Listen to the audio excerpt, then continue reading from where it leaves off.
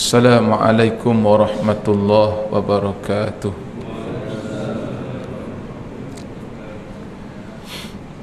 Alhamdulillahi rabbil alamin.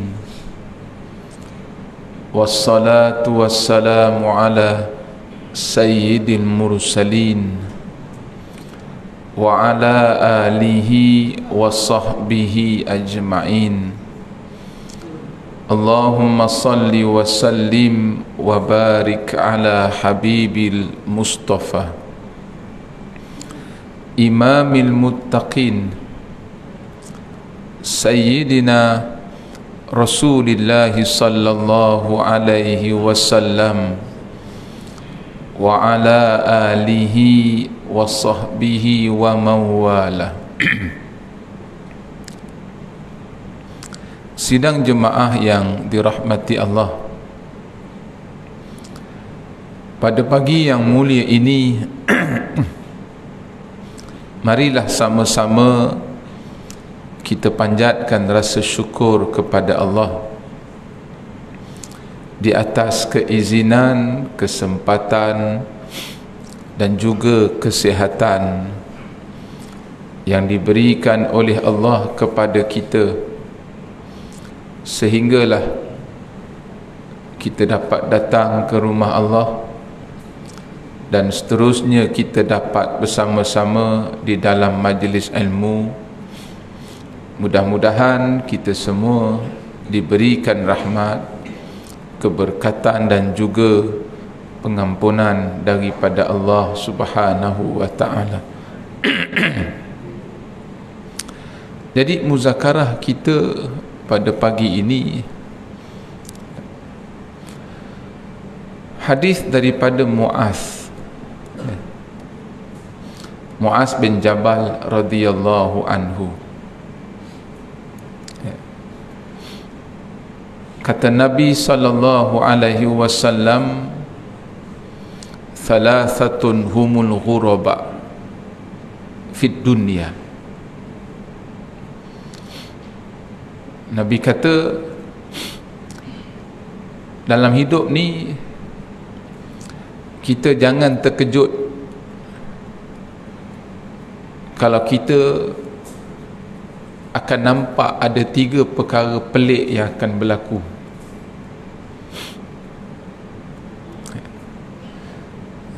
Saya sebenarnya nak baca hadis lain, tapi tengok ada rekod, saya kena baca hadis ni. Memang Nabi kata ada 3 perkara pelik yang kamu akan dapat tengok, kamu akan nampak di atas dunia ni sepanjang kamu hidup. Dalam banyak-banyak perkara pelik itu, sahabat tanya kepada Nabi, apa dia 3 perkara pelik? Kata Nabi, yang pertama, Al-Quranu fi jawfiz zalim. Ini perkara pelik. Apabila Al-Quran, bukan Al-Quran seketul tu, buku, maknanya orang menghafal Al-Quran, orang membaca Al-Quran, orang belajar ilmu berkaitan dengan Al-Quran, asbabun nuzul, syarahan dia, tafsiran dia. Begitu juga dengan hadis, ya. Siap boleh baca hadis daripada siapa, mana perawi dia, itu panjang tu, dia punya martabat hadis dia, apa dia punya penyakit-penyakit yang ada pada hadis. Baik, Nabi kata, apabila Al-Quran ataupun hadis dia duduk berada di dalam diri seseorang, tapi orang tu orang yang zalim, dia baca Quran, tapi dia baca Quran bukan untuk diri dia, dia baca Quran untuk orang lain.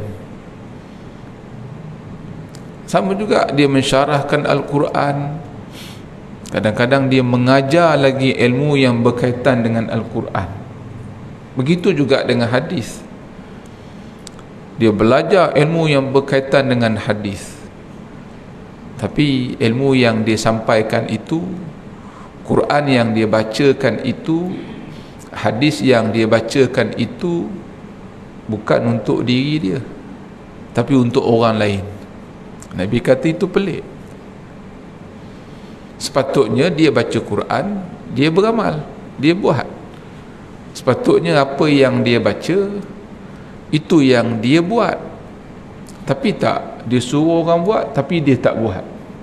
Tuan-tuan, Nabi kata ini perkara pelik. Ini perkara yang Nabi kata luar biasa, yang kamu akan nampak nanti.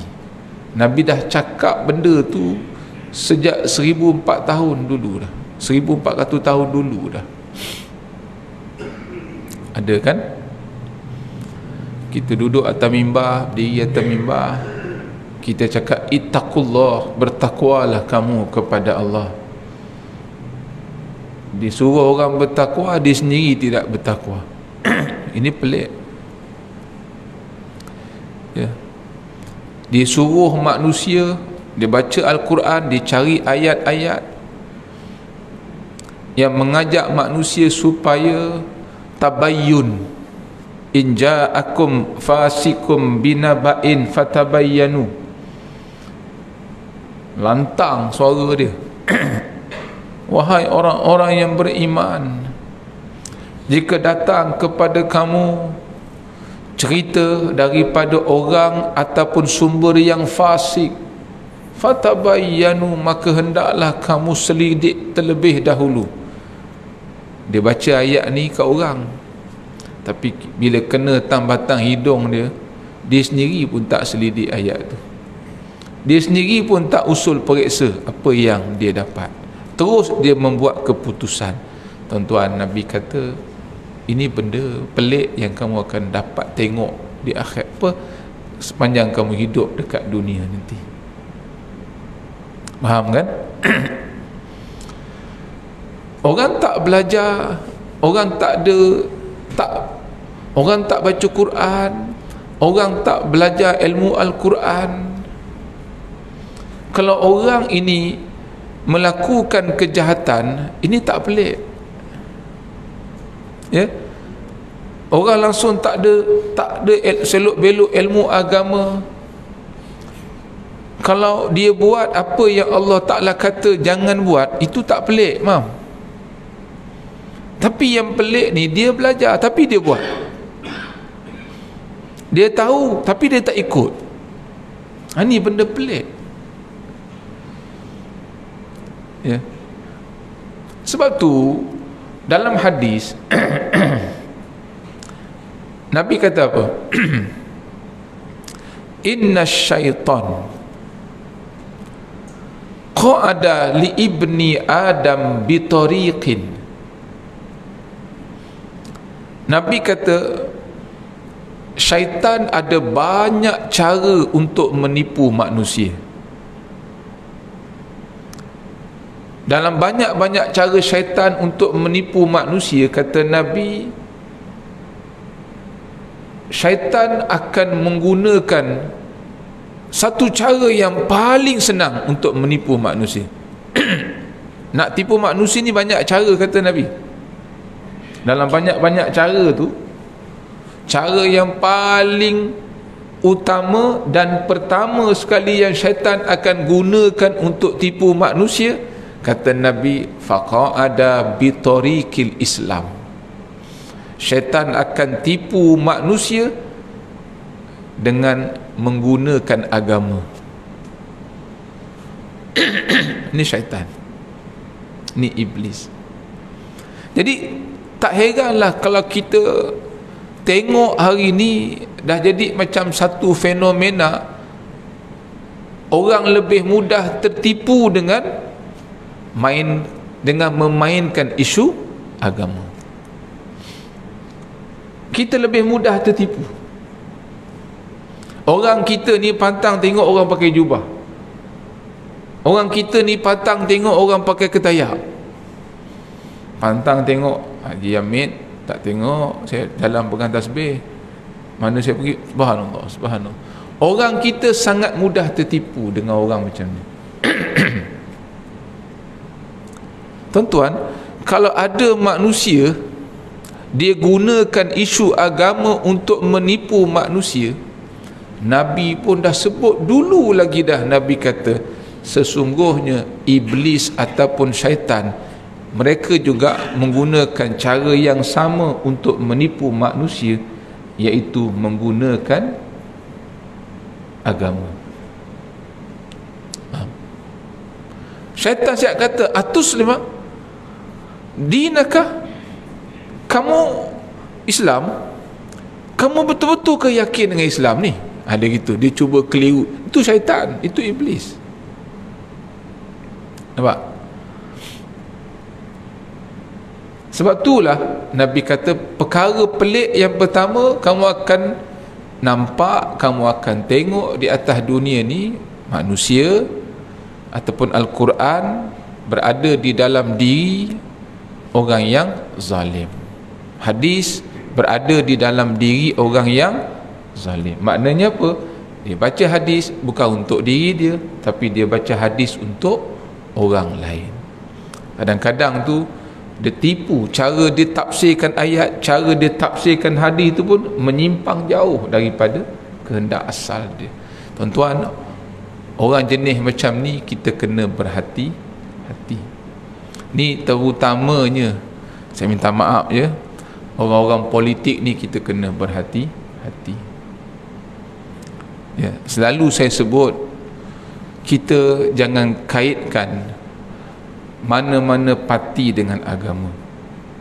Sebab agama tak boleh berubah, sedangkan parti akan berubah. Nanti orang akan salah faham, agama ni boleh berubah ke? Sebab bila kita kata kita ni Islam, parti kita ni Islam, tak kisah mana-mana parti pun, kita akan mengelirukan orang. Saya dalam kuliah siasah, saya ada kuliah tentang siasah, selalu saya cakap, ya, kita jangan kaitkan, kita nak berpolitik ni politik saja, jangan kaitkan agama. Time kita mengundi sebagai rakyat Malaysia. Jangan kita mainkan isu agama, jangan jual agama, sebab ini benda pelik. Nabi kata Al-Quran fi jawfi zalim. Apabila Al-Quran berada di dalam diri, di dalam dada orang-orang yang zalim, orang-orang yang jahat, dia tipu kita, dia gunakan isu agama untuk menipu daya kita. Ini perkara pelik. Faham ya? Yang kedua, Nabi kata, hari ini semua orang nak guna isu agama, ya? Baik, yang kedua, Nabi kata perkara pelik di atas dunia ini kamu akan nampak. Kadang-kadang kita perasan, tapi kita buat-buat tak perasan. Tak apalah benda tu. Tapi Nabi sebut rajulun salihun. Benda pelik yang kedua kamu akan nampak ialah seorang lelaki yang saleh ataupun orang baik-baik. Kita kata gitu. Kalau kita kata rajulun salihun, lelaki yang baik tu nampak khusus sangat.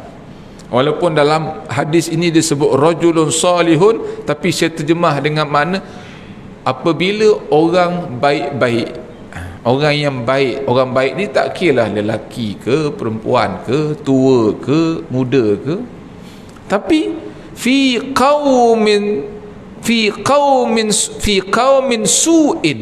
Nabi kata perkara pelik yang kedua kamu akan nampak, kamu akan tengok nanti, kata Nabi, apabila orang baik berada dan bersama di kalangan orang jahat. Dia bukan saja bersama, dia boleh berbincang, dia boleh bersetuju.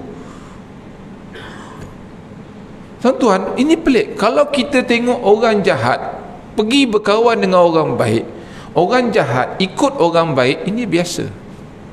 Kita akan cakap apa? Wah, kita orang baik, bila orang jahat bersama dengan kita, dia ikut cara kita. Kita akan cakap, wah, kita ni asbab hidayah kepada orang. Itu biasa. Sebab tu kita suruh anak kita berkawan dengan orang baik. Sebab ini biasa. Orang jahat bila dia berubah semenjak dia berkawan dengan orang baik, ini biasa memang. Faham kan? Ini biasa. Orang malas belajar, bila dia berkawan dengan orang yang rajin belajar, dia jadi rajin belajar. Ini biasa. Orang malas semayang, bila dia kawan dengan orang rajin semayang, dia jadi rajin semayang. Ini biasa. Langsung tak nak datang ke surau. Semenjak dia berkawan dengan orang surau, rajin dia ke surau. Ini biasa. Ini bukan luar biasa. Dulu dia jauh dengan agama. Semenjak dia berkawan dengan orang yang minat dengan agama, dia pun jadi suka dengan agama. Ini benda biasa. Walaupun kita wah kan, tapi ini Nabi kata ini perkara biasa. Ini bukan luar biasa. Tapi yang luar biasa, yang pelik ni, bila orang baik dia berkawan dengan orang jahat, dia jadi jahat. Ada gitu. Dia boleh duduk bersama dengan orang jahat, dia boleh berbincang, dia boleh macam-macam. Dia boleh ikut perangai orang jahat tu. Yang lagi pelik Nabi kata ni, orang baik tu ramai, orang jahat tu sikit. Tapi yang ramai tu ikut yang sikit. Ini masalah. Orang baik yang ramai tu dia boleh ikut orang jahat yang sedikit. Biasanya orang jahat yang sedikit dia berkawan dengan orang baik yang ramai, yang jahat sikit tu ikut yang baik yang ramai. Itu biasa. Tapi ni orang baik tu ramai, orang jahat tu sikit, tapi yang ramai ikut yang sikit. Ini luar biasa kata Nabi. Ini benda pelik. Ya. Seolah-olah kejahatan tu dah tak jadi apa dah. Pasal apa? Pasal dah kawan dengan orang jahat. Dia dah ikut perangnya orang jahat. Na'udzubillahi min zalik. Ini benda pelik. Ya, memang kita disuruh, ya, jangan kita membanding-bandingkan orang, oh dia ni jahat, aku tak boleh kawan dengan dia. Bukan maksud begitu, ya. Cuma Nabi suruh kita berhati-hati. Ini benda pelik tuan-tuan. Haji Hamid Ishak. Itu perkara yang kedua, benda pelik yang akan berlaku di atas dunia ni. Hari ni orang buat jahat, orang tak rasa jahat. Hari ni manusia, bila dia boleh tikam orang daripada belakang, dia tak rasa apa. Ya. Semalam saya ada kuliah, hari tu saya ada kuliah, orang tanya pasal dosa. Saya kata, tuan-tuan, kita ni kalau buat dosa, kita buat dosa, selagi mana dosa yang kita buat, kita sedar kita buat dosa tu di atas kelemahan kita, yang kedua di atas kelalaian kita, maka bertaubatlah. Taubat kita Allah Ta'ala akan terima. Setiap dosa yang kita buat, Haji Hamid, Haji Ishak, Haji Wahab, kita buat dosa, Allah akan terima taubat kita dengan syarat selagi mana dosa yang kita buat itu, yang pertama disebabkan kelalaian, yang kedua disebabkan kelemahan. Kita buat dosa, kita lalai, kita tahu itu dosa, tapi kita lemah, kita buat juga, kita lalai, kita buat juga. Taubat, maka Allah Ta'ala akan terima.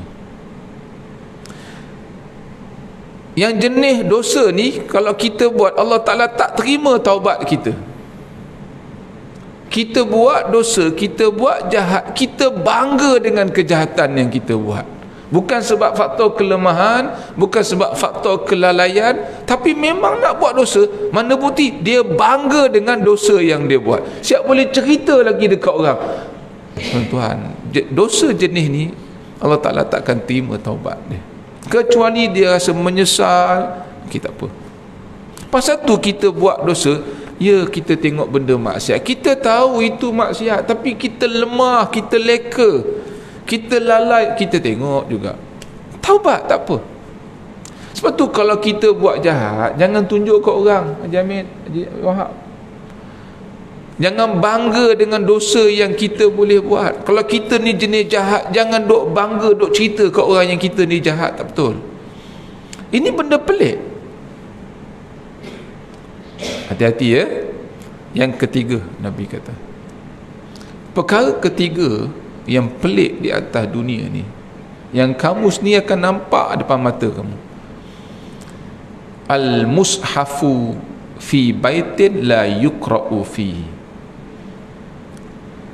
Apabila Quran yang ada di rumah kamu, Quran yang ada di tempat-tempat kamu, Quran tu ada, tapi yang nak baca Quran tu tak ada.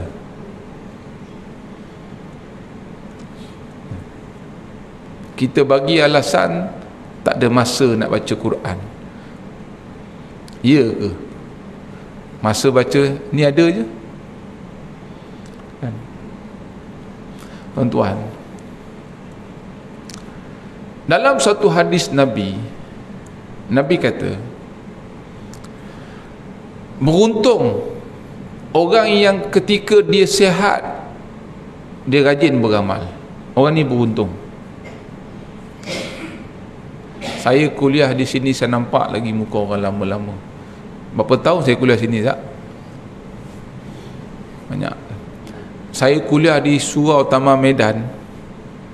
Punya lama saya kuliah dekat situ. Jemaah yang veteran-veteran ramai ni. Sekarang kalau saya kuliah tinggal 5-6 orang, yang lain semua dah padam dah. Ini saya nampak lagi ramai ni. Tapi masa saya kuliah Taman Medan, mula-mula saya kuliah ramai macam ni lah, tapi semua veterannya. Yang ni nampaklah sikit mak ni muda-muda, nampaklah.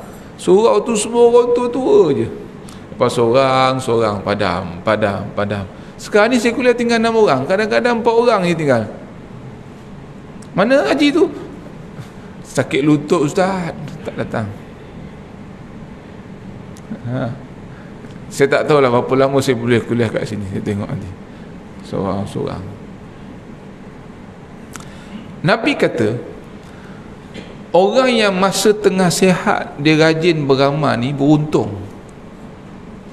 Tengah sihat, kaki tu walaupun tak berapa nak kuat, tak berapa nak elok lah, tapi tetap kita gagahkan juga diri tu untuk ke surau. Nabi kata orang ni beruntung tau. Beruntung. Walaupun terpaksa jalan merangkak, tapi dia datang ke surau. Nabi kata orang ni beruntung. Masa mata dia tengah sihat, dia baca Quran, orang ni beruntung. Masa telinga dia tengah elok mendengar, dia dengar benda elok, Nabi kata orang ni beruntung. Ya. Maksudnya apa? Masa dia tengah sihat, dia buat benda-benda baik, orang ni beruntung. Pasal apa? Pasal Nabi kata nanti bila dia dah sakit, contoh kalau kaki dah sakit, dah tak larat nak datang ke surau, mata dia sekarang tengah sihat, dia baca Quran contohnya lah, sampai satu masa nanti mata dia dah tak apa nak sihat, dah tak nampak dah, dia tak boleh lagi nak baca Quran. Telinga dia juga begitu. Masa telinga dia tengah elok, dia dengar benda-benda yang elok, sampai satu masa nanti telinga tu dah tak elok, dah pekak macam tu. Saya tak tahulah, tapi bapak saya dah umur 80 lebih, cakap dengan dia, gitu. Allah Ta'ala dah ambil sikit faktor umur. Nabi kata orang ini masa dia sihat dia rajin beramal, bila dia sakit dia tidak lagi nak beramal. Baik, masa dia tak beramal sebab dia diuji dengan sakit, Nabi kata Allah akan perintahkan kepada malaikat tulis pahala kepada orang ni. Walaupun dia tak lagi beramal, contoh kalau ke surau, masa kita tengah sihat kita rajin ke surau, dapat pahala datang ke surau. Sampai satu masa nanti kita diuji dengan sakit, kita dah tak mampu lagi dah nak ke surau. Walaupun kita tak ke surau sebab sakit, tapi pahala datang ke surau tu tetap kita akan dapat. Ini beruntungnya kalau kita tengah sihat ni kita beramal.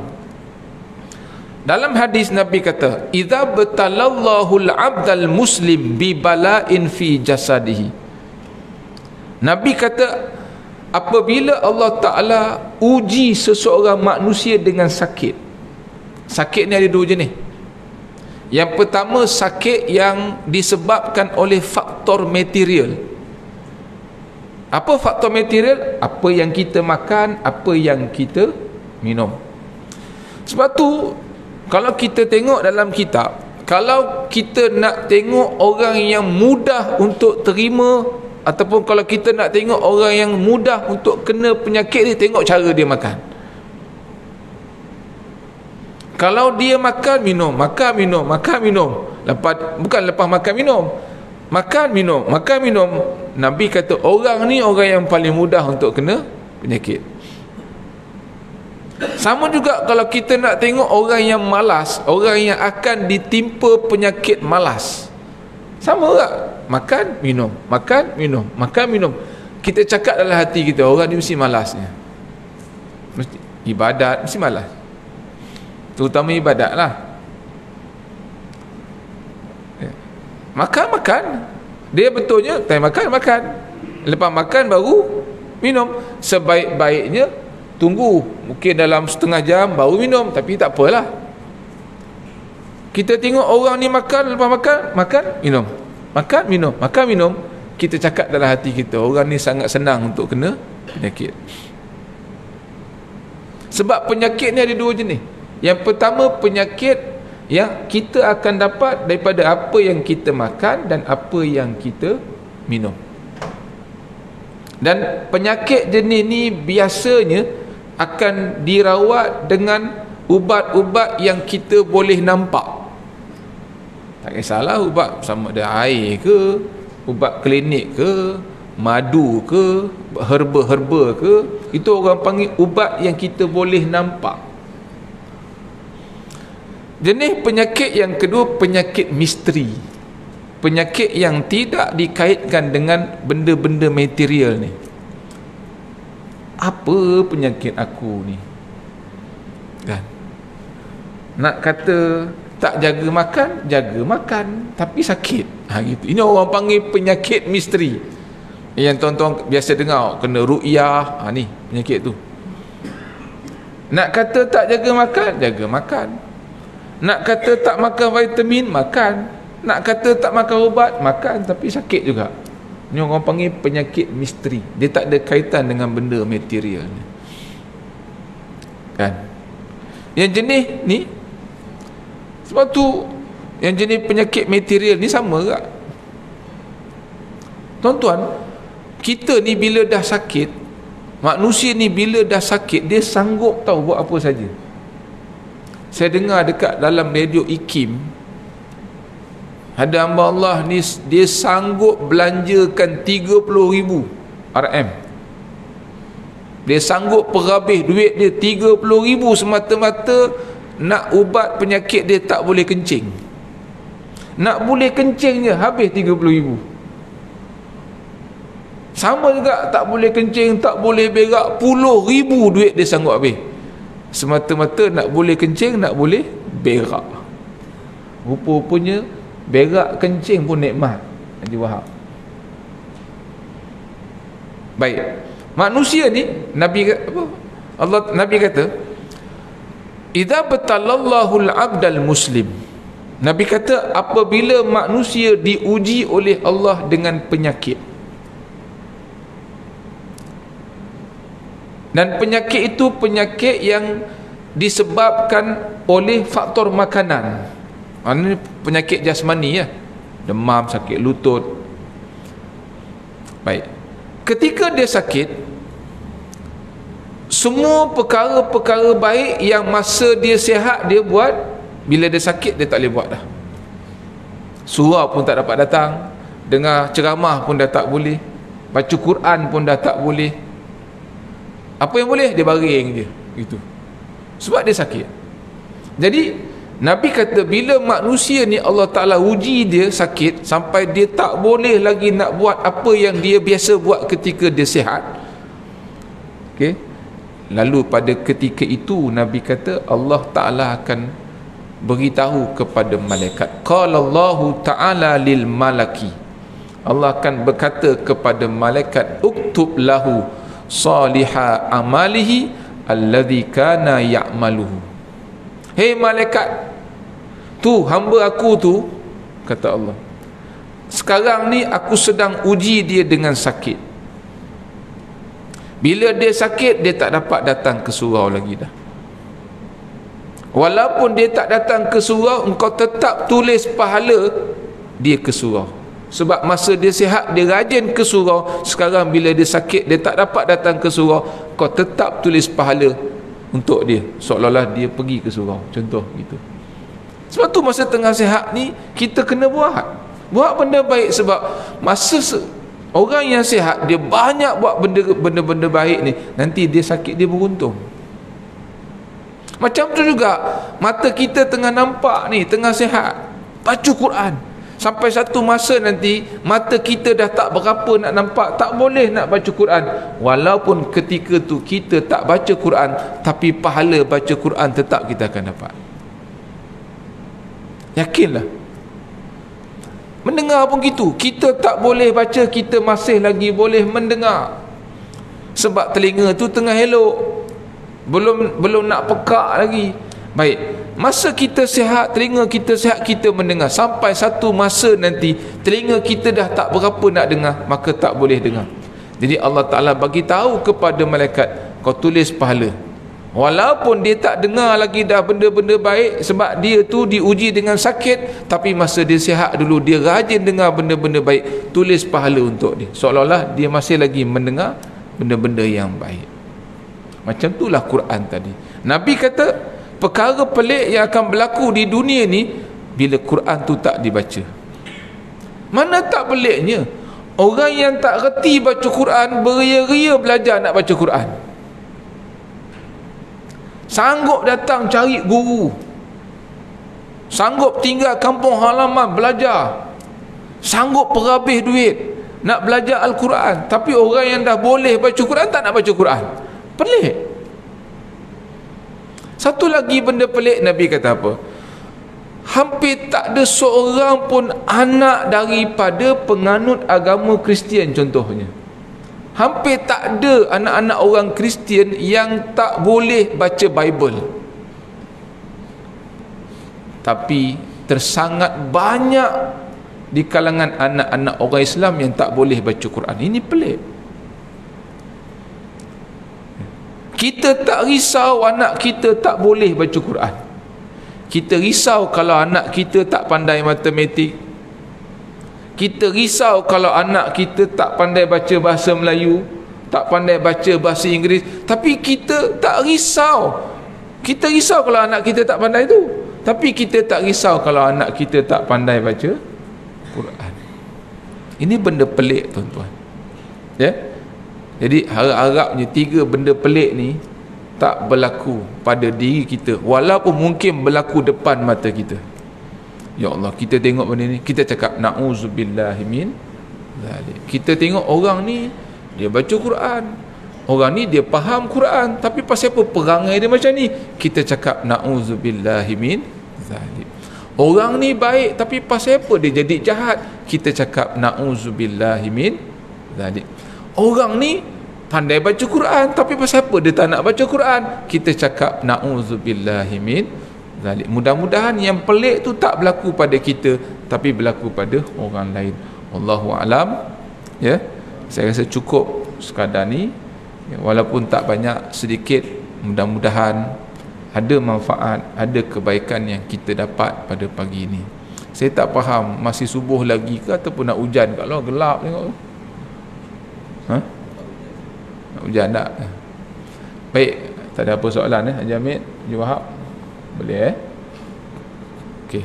Baik, mudah-mudahan kita diberi keberkatan oleh Allah pada pagi ini. Bismillahirrahmanirrahim. Allahumma zidna ilman nafi'an. Allahumma ja'al jam'ana hadha jam'an marhuma wa tafarruqana min ba'dihi tafarruqan ma'suma. Rabbana hab lana min azwajina wa dhurriyyatina qurrata a'yun waj'alna lil muttaqina imama. Rabbana atina fid dunya hasanah wa fil akhirati hasanah wa qina adzaban nar. walhamdulillah rabbil alamin. Taqabbalallahu minkum.